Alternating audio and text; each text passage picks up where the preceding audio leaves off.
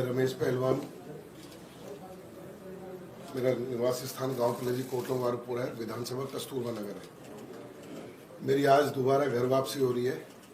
मैं सौभाग्यशाली हूँ कि मैं आदरणीय दिल्ली के दिल की धड़कन, गरीब और सहाय सबके साथ 24 घंटे हर समय खड़े रहने वाले शख्सियत जो दिल्ली को पूरी दुनिया देखती है, तो माननीय केजरीवाल जी की नज़रों से देखती है कि दिल्ली में कितना सुधार हुआ है, कितना अच्छा हुआ है। एजुकेशन का मामला हो, चाहे बच्चों को विदेश जाने का मामला हो। बच्चों को विदेश जाने का मामला इसलिए कह रहा हूँ कि जिन स्कूलों में हम भी पढ़े हैं, सरकारी स्कूल में, आज सरकारी स्कूल का बच्चा अगर फ्रांस जाता है और वो फ्रेंच सीख के आता है और पूरे विश्व के पटल पर खड़ा होकर अपनी बात को रखता है और फ्रेंच में बात करता है, तो सारा श्रेय आदरणीय केजरीवाल जी को जाता है। और दिल्ली के स्वास्थ्य की बात हो, शिक्षा की बात हो, मुफ्त पानी की बात हो, बिजली की बात हो, उन नीतियों को देखते हुए, उनके आदर्शों पर चलते हुए, देखते हुए, उन सारे सपनों को देखते हुए दिल्ली का, क्योंकि हम भी एक आम आदमी परिवार से आते हैं, मेरे फादर साहब सरकारी कर्मचारी रहे हैं, तो मैं समझता हूँ कि मैं सही जगह आया हूँ दोबारा से, और इनका आशीर्वाद हम पे हमेशा बना रहेगा। क्षेत्र की सेवा भी करेंगे।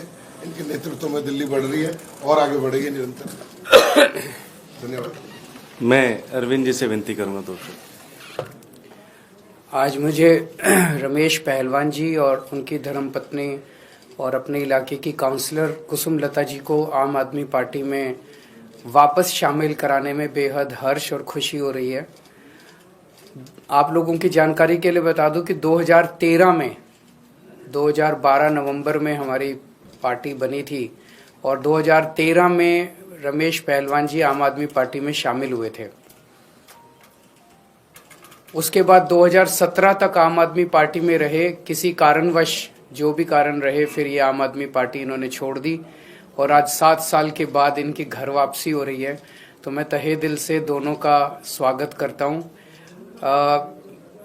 आप अगर उस इलाके के लोगों से पूछें तो आपको पता चलेगा कि रमेश जी और कुसुमलता जी किस तरह से 24 घंटे अपने लोगों के बीच में रहते हैं। किसी का भी सुख दुख हो, छोटे से छोटे व्यक्ति का सुख दुख हो, हर एक के सुख दुख में ये सबसे आगे रहते हैं। और रेसलिंग के क्षेत्र में, स्पोर्ट्स के क्षेत्र में रमेश पहलवान जी कई संस्थाओं के भी अध्यक्ष और मेंबर हैं और इन्होंने काफ़ी अहम भूमिका दिल्ली के स्तर पे निभाई है। और कुसुमलता जी 2 बार पार्षद रही हैं और पार्षद रहते हुए बीच में 5 साल एससी सीट हो गई थी, जिसकी वजह से वो नहीं लड़ पाई, लेकिन उसके बावजूद इनको दोबारा भारी समर्थन मिला।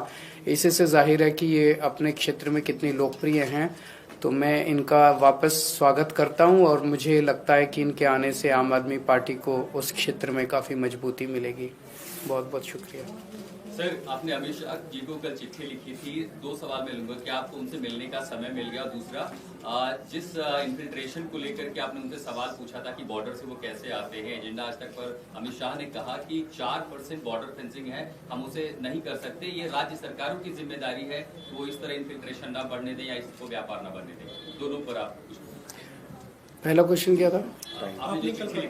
मैंने कल चिट्ठी लिखी थी अमित शाह जी को, और दिल्ली के अंदर कानून व्यवस्था बहुत ज़्यादा खराब होती जा रही है। दिल्ली में व्यापारियों को खुलेआम फिरौती मिल रही है, व्यापारियों को व्यापार करना मुश्किल होता जा रहा है। आप लोगों की जानकारी के लिए बता दूं, दिल्ली में औसतन डेली 17 बच्चे गायब हो रहे हैं, 17 बच्चे किडनैप हो रहे हैं, कोने कोने में नशा बिक रहा है, महिलाओं का घर से निकलना मुश्किल हो गया है, सड़क पे चलो तो फोन छीन के भाग जाते हैं। ऐसे में मैं उनसे मिलके उनके साथ चर्चा करना चाहता था, अपने सुझाव देना चाहता था, उनकी व्यूज़ जानना चाहता था कि दिल्ली को कैसे सुरक्षित किया जाए। अभी तक मुझे अपनी चिट्ठी का कोई जवाब नहीं मिला और ना ही उनसे मिलने का समय मिला है। दूसरा, आप जो कह रहे हैं, आपने ये कहा कि अमित शाह जी ने कहा है कि इंडो बांग्लादेश बॉर्डर की निगरानी करना राज्य सरकार की जिम्मेदारी है। मैंने उनका ये बयान सुना नहीं है। आप